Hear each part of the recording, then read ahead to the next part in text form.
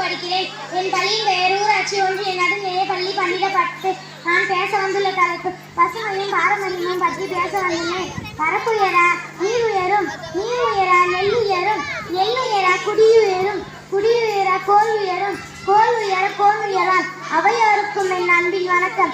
குலோத்துங்க சோழ மன்னனின் மணிசூட்டும் விழாவிற்கு வந்திருந்த அவை பாட்டி. வந்திருந்த புலவர்கள் எல்லாம் பாக்களை பாடி மன்னனை புகழ்ந்து கொண்டிருந்தார்கள்.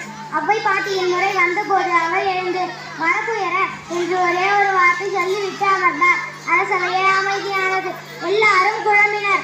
ஒற்றை வார்த்தையில் ஒப்பற்ற மன்னனுக்கு பாராட்ட அதுவும் வாழ்வேனும் வார்த்தை கூட இல்லையே என திகைத்தனர். மன்னர் கேட்டார், புலவரே, நீ சொன்ன வார்த்தையின் பொருள் என்ன? அவ்வை பாட்டி அழகாய் விளக்கினார்.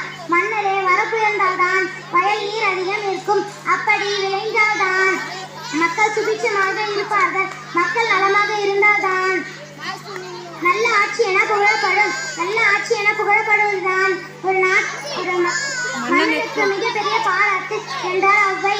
அவை மகிழ்ச்சியில் நிறைந்தது. இதைவிட பெரிய புகழ்ச்சி இல்லை என மன்னனும் எண்ணினான். வேளாண்மைதான். உழவு இல்லையேல் வாழ்வு இல்லை. உழவு இல்லையேல் உயர்வு இல்லை.